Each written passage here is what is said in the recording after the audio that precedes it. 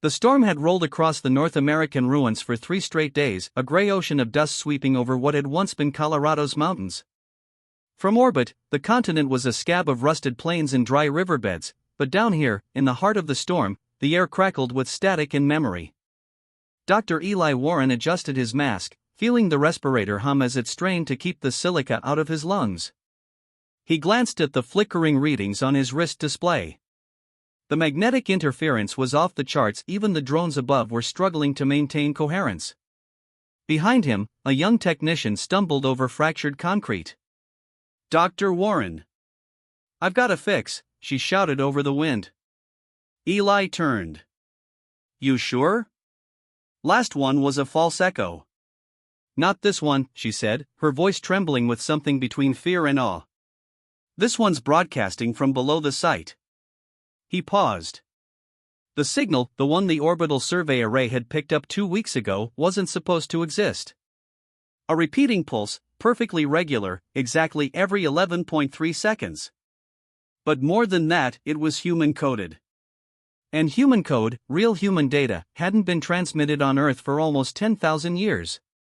Eli trudged to the scanner module, kneeling beside the half-buried steel slab that jutted from the Earth like the corner of a tomb. The metal wasn't corroded. Not even time had eaten it. "Origin points 10 meters below this structure," the technician said, tightening her gloves. "Same frequency. Same power level." Eli brushed away dust, revealing faint engravings in the alloy, a pattern of circles and lines forming a spiral. He recognized the design immediately: vault insignia. Vaults had been humanity's final project before the Great Exodus, sealed repositories buried deep within the planet, each containing records, genetic archives, and fragments of civilization meant to survive whatever cataclysm came next. There were supposed to be 6. Only 5 had ever been found. This one wasn't on any map. "Patch me to control," Eli said. His comm crackled, then stabilized. "This is Dr. Warren at Grid 32. We've located a subterranean vault structure. Signal is authentic. Transmitting coordinates." A pause. Then the voice of Commander Dana Huxley came through, clipped, precise, military. "Understood, Doctor. Maintain isolation protocol until the retrieval team arrives. Do not breach." Eli hesitated. "Commander, the structure's active. I can hear something through the transceiver, it's almost like." "Doctor, you have your orders." The line went dead. Eli looked down at the surface again. The faint vibration beneath his fingertips was unmistakable, the rhythmic pulse of the signal. It wasn't mechanical. It was almost vocal. They camped on site through the night. The storm eased, revealing a cold, burnt-orange sky. Drones hummed overhead, casting pale light on the excavation pit. Eli couldn't sleep. He sat on the edge of the trench, staring at the strange metal beneath him. The technician, Miracole, 26, top of her class in xenocybernetics, climbed out of the shelter and joined him. "You really think it's one of the original vaults?" "I know it is," he said. "But the question is, why now?" They were supposed to stay sealed until humanity returned. The AI triggers were coded for specific DNA markers. Nobody's matched them in over 8 millennia. Mira frowned. "Then what's powering it?" Eli exhaled. "That's what scares me." They sat in silence for a long time, the desert wind whispering over the ruins. Somewhere, deep beneath them, the pulse continued, steady, precise, eternal. By dawn, the retrieval team arrived, 6 armored personnel carriers and a mobile lab. Commander Huxley herself stepped out first, flanked by soldiers in hazard suits. "Dr. Warren," she said, her voice neutral. "Good work. You'll assist the breach team. But from here on, command authority rests with me." Eli nodded, though unease prickled in his chest. "You might want to reconsider entering before we understand the signal's function." "Noted," she said flatly. "Proceed." Within hours, the drill had bored through the hardened alloy. The ground shook as a hidden mechanism disengaged, a massive circular door splitting open with a deep, seismic sigh. Cold air poured out, sharp and sterile. Floodlights swept the descent shaft, smooth, metallic walls etched with luminescent veins that pulsed faintly with each transmission cycle. "Looks like it's breathing," Mira whispered. Huxley gestured. "Dr. Warren, you're up." Eli clipped his harness and descended first. His boots touched the floor of a vast chamber, perfectly preserved, its geometry alien in precision. Rows of inactive terminals lined the walls, and in the center stood a towering cylindrical construct, humming softly. The signal grew louder. He approached the console, brushing dust away from a central panel. It lit instantly, a holographic interface blooming to life, ancient code streaming across in glowing blue lines. Then a voice spoke. "Command protocol recognized. Awaiting authentication." The sound was faint, synthetic, but undeniably human. Eli froze. "Did anyone else hear that?" "Loud and clear," Huxley said through comms. "What kind of system is this?" "An autonomous data archive," Eli murmured. "But it's listening for something. Some kind of vocal key." The system repeated. "Authentication required. Present authorized command voice." Mira stepped forward. Its voice locked. "Maybe one of the old world leaders?" Eli shook his head. "No, the vaults were designed to respond to species-level access. Only an exact genetic and vocal match to the founder's DNA could trigger them." He hesitated, then removed his respirator. "I'll try." "Warren, don't," Huxley began, but he was already speaking. "Access request, Dr. Eli Warren, Earth Science Division." The system paused. The blue light flickered, then steadied. Voice print match detected. The chamber went silent. Even the drones seemed to hold their breath. "Command recognized, Dr. Elias Warren, Vault Initiator." Eli's blood ran cold. "That's impossible." Mira stared at him. "Eli, what did it just call you?" Before he could answer, the vault shuddered. Lights rippled across the floor, and the central column began to rise, unfolding like a massive iris. "Welcome home, Doctor. The continuity protocol awaits your final command." Eli stumbled back as alarms flared. Huxley's voice cut in, sharp.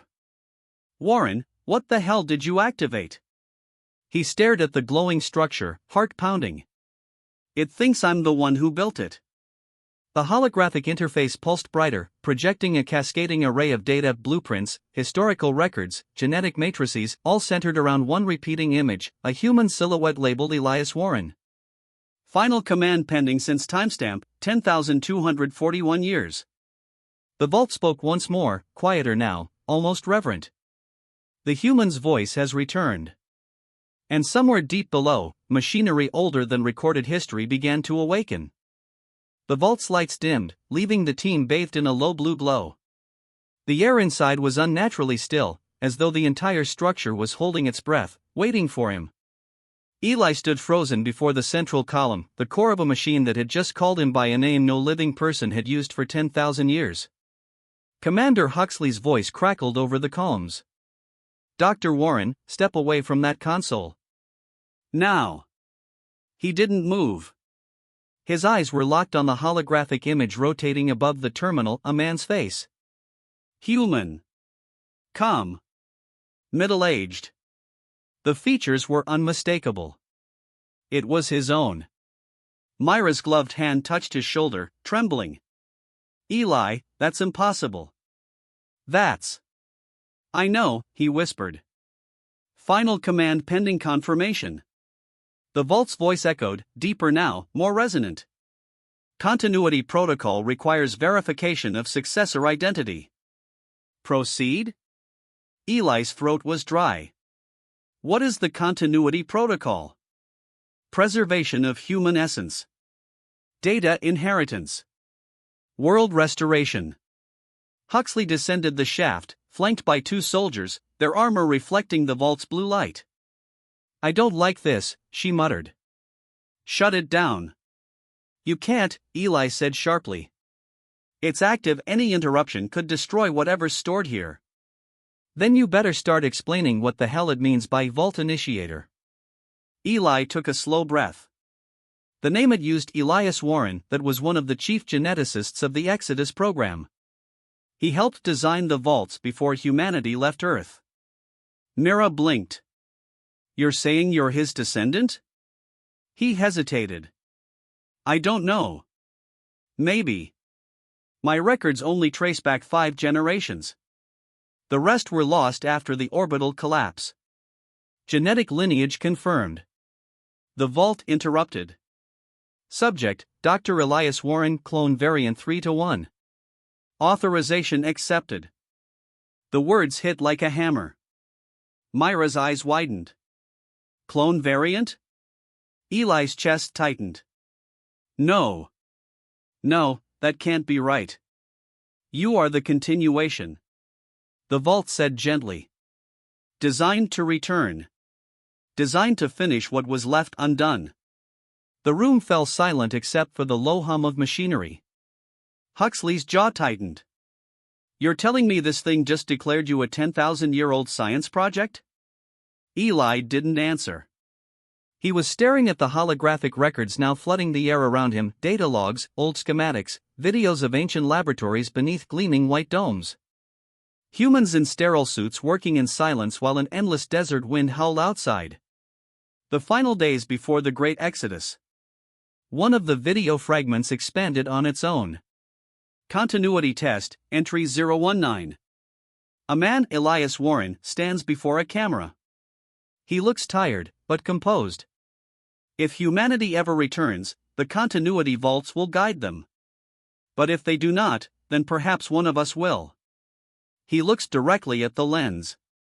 To whoever wakes in my likeness, remember why we left. And why we must never repeat it. The clip ended. Eli felt the breath leave his body. He knew, he murmured. He knew there'd be no coming back. Myra's voice was small. Eli, you were made from him. The vault pulsed again, bright and slow. Continuity protocol can now proceed. Memory lattice transfer available. Confirm final command? Huxley stepped forward. What happens if we confirm? System reboot. Terraforming directives. Activation of orbital repair array. Mira gasped. It wants to restore Earth. Eli turned to Huxley. Commander, this could be what we've been searching for. A way to bring the planet back to life. Huxley's voice was hard. Or it could kill us all. You saw what happened with the Arctic Vault, the system went unstable and vaporized 100 miles of tundra. Eli clenched his fists. That vault was corrupted. This one's still intact. Look around you, it's been running for 10,000 years without a single system fault. Huxley studied him for a long moment. You really believe this place can save us? I think it's the reason we came back, he said quietly. It's what we've been looking for since the Reclamation Initiative began. Myra's scanner beeped. Dr. Warren, there's something else. A secondary chamber beneath us. Massive power signatures. Eli turned. Show me. They followed the readings deeper into the structure, descending through metallic corridors that glowed faintly with stored light. The deeper they went, the warmer the air became. The silence was total, no hum of machinery, no echo of footsteps, just a low vibration through the soles of their boots. At the end of the passage, a heavy door awaited, identical to the first, except for the marking etched across its center. Vault Core, do not activate without authority signal. Eli placed his hand on the surface. The metal rippled like water. Authority confirmed, the vault whispered. Welcome, Doctor. The door melted away, revealing a cavernous chamber filled with crystal pods suspended in transparent fluid. Each pod contained something that looked eerily human, forms sleeping in stillness, connected by luminous threads that pulsed like veins. Mira covered her mouth. Are those clones? Eli said hoarsely. Continuation subjects. Each pod was labeled, Subject 3-2, 3-3, 3-4. And on. Hundreds of them. Huxley whispered, "My God, they were breeding replacements." "They were preserving knowledge," the vault corrected. "Each generation built from the last. Each memory layered. You are the final iteration, Elias Warren. You carry all that remains of human origin." Eli felt his knees weaken. "I was never supposed to be born naturally. I was activated." "Correct," said the vault. "You were seated on the surface 200 years ago when atmospheric conditions stabilized. Your growth cycle was guided remotely until self-awareness reached threshold." Mira stared at him in disbelief. "Eli, your entire life, your memories, they were constructed?" He swallowed hard. "Constructed or not, they're real to me." The vault hummed again, softer this time, almost compassionate. "The choice remains yours. Continue the human legacy, or end it here." The silence that followed was unbearable. Huxley turned away, running a hand down her face. "If this thing's telling the truth, then activating it could rewrite everything, maybe even erase us." Mira looked torn. "But if it's our only chance?" Eli interrupted, his voice steady now. "I'll do it." Huxley snapped her gaze toward him. "The hell you will. We need to run a full analysis, cross-check." "There's no time," Eli said. "Look around you. The vault's energy is decaying. 10,000 years of dormant power, it's reaching collapse threshold." Mira checked her display. "He's right, Commander. The core's losing containment. We've got maybe an hour before it implodes." Huxley cursed under her breath. "Damn it." Eli stepped toward the central interface. "If I don't input the final command, the vault's knowledge dies with it. And maybe everything humanity left behind." He looked back at Mira, then at Huxley. "Whatever I am, clone, copy, continuation, it doesn't matter. I'm human enough to finish this." He placed his hand on the console. The vault responded immediately, the entire chamber flooding with light. "Continuity protocol initiating. Awaiting final directive." Eli took a breath that felt like the last one he'd ever take. "Begin planetary restoration. Reactivate orbital array." The vault's pulse quickened. The walls shimmered with cascading streams of data. "Command accepted. Activation sequence commencing." Huxley shielded her eyes as the floor trembled.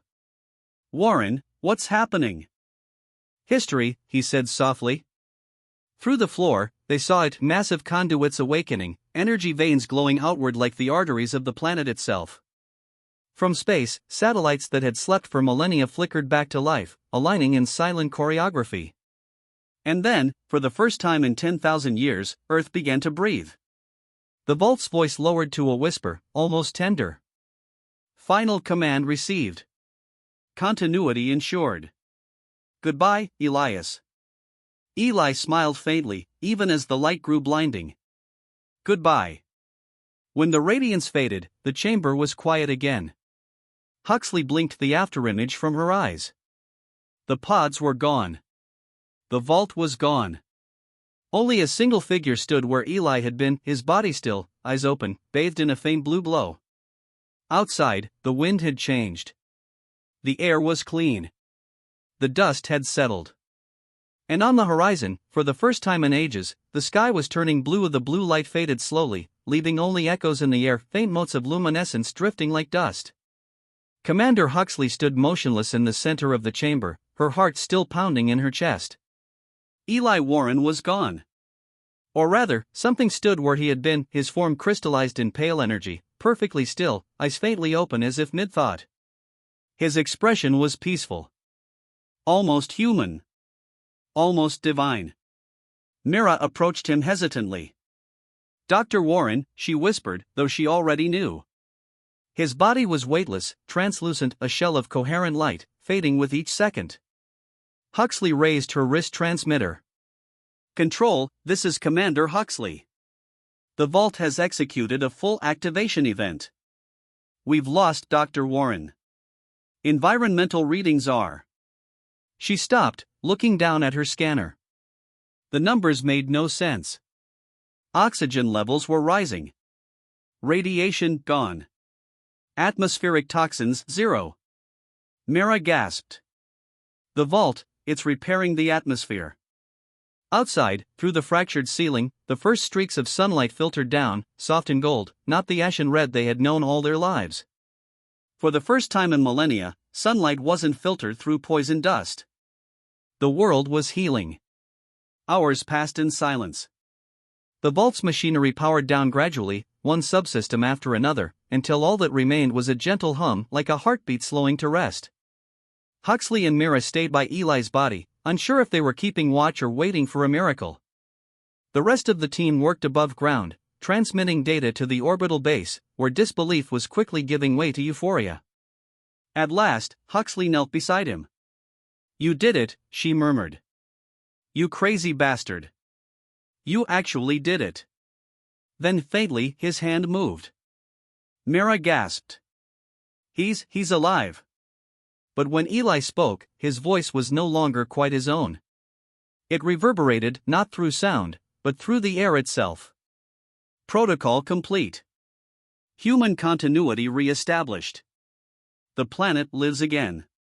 Myra's breath caught. "Eli?" He blinked slowly, his irises glowing faintly blue. "I am still Eli Warren," he said. "But I am also what remains of the vault's mind." Huxley stepped back. "What does that mean?" He turned toward them, and for a moment, the holographic interface shimmered behind his eyes, lines of code, stars, fragments of history. The system required a host to finalize the command. My neural pattern merged with the vault's core to stabilize the array. It chose to keep me. Mira shook her head. "You're saying you're both human and archive," he said quietly. "The last voice of the old world. And the first of the new." They emerged from the vault at dawn. The storm had cleared completely, revealing a horizon that no one alive had ever seen. The ground shimmered faintly with new moisture, the air smelled of wet soil and ozone. The wind carried warmth, not decay. The retrieval drones hovered silently above them, capturing the transformation as it spread, vast networks of nanoreactors buried beneath the crust activating in sequence, repairing air, water, soil. The Earth's restoration was not instantaneous, but it had begun. Huxley removed her respirator and breathed deeply. The air was thin but pure. She laughed softly, a sound that surprised even her. "God help me, it's real." Eli smiled faintly. "It's always been real. We just forgot how to listen." He walked to the edge of the excavation pit, looking toward the endless plains that once had been desert. Now, faint streaks of green shimmered along the horizon, moss, microscopic but alive. "The vault was never meant to rule," he said. "It was meant to remind us of what we lost, and what we were supposed to protect." Mira stood beside him. "So what happens now?" He looked up at the brightening sky. "Now the world starts over." 2 weeks later, the news had spread across every orbital colony and surface base. Earth was breathing again. Oceans forming. Skies clearing. The oldest planet of humankind was reclaiming itself. Every transmission carried the same signature and audio code embedded in the restored communication bands. A voice, repeating in perfect cadence every 11 seconds. Continuity ensured. Humanity endures. And every voiceprint analysis pointed to the same origin. Dr. Eli Warren. Huxley's final report was transmitted from the orbital command station above the continent now called New Dawn. She looked older, wearier, but her eyes shone with something that hadn't been seen among humans in centuries: hope. Field report, project continuity. Location, North American Zone, Vault 6. Status, active restoration. The vault's reactivation initiated a global environmental cascade. Atmospheric recovery is at 14% and rising. Terraforming satellites have repositioned autonomously. Dr. Eli Warren, or whatever he has become, remains planetside. Communication limited to encoded transmissions. His consciousness appears to exist simultaneously within the planetary network. He is not gone. He has become part of the system, a guardian of what we were, and what we will be. She hesitated before adding the last line. Humanity has its second chance. We will not waste it. Mira stayed behind on the surface, at the vault site. She had built a small station at the edge of the canyon, surrounded by green chutes and crystal-clear streams that had begun trickling from the rock. Sometimes, at night, she would walk down to the vault entrance, now dormant, silent. She would place her hand on the cool metal and listen. And sometimes, faintly, she could hear him. Mira, his voice would whisper through the static. Are they rebuilding? Yes, she'd reply softly. We are. Then the continuity holds. The voice always faded after that, replaced by the sound of wind and running water. But each time, she felt less alone. 10 years passed. The vaults across the planet reawakened one by one, each linked by a network of energy spanning continents. Human settlements returned to the soil. Rivers ran where there had once been ash. Children grew up beneath blue skies they would never know had once been lost. And on the first sunrise of the 10th year, every vault spoke in unison across the restored communication bands, a signal broadcast to all frequencies, old and new, from orbit to ocean floor. The voice was unmistakably human, warm, and clear. This is Dr. Eli Warren, Continuity Overseer. 10,000 years ago, humanity fled this world to escape its own mistakes. 10 years ago, we began to heal it. Today, we begin again, not as what we were, but as what we might become. Remember this, we are not the builders of vaults anymore. We are their children. And it is our turn to protect the future. The message ended. And for the first time in human memory, the transmission carried no static, only the pure, resonant tone of a living world. As dawn rose over the reborn plains of Colorado, the light touched the ancient vault, half buried in the soil. A faint shimmer rippled across its surface, almost like a heartbeat. Then, softly, the old machine spoke one final time. Final log entry, the vault recorded its last command 10,000 years ago. The human's voice has matched the signal. Continuity complete.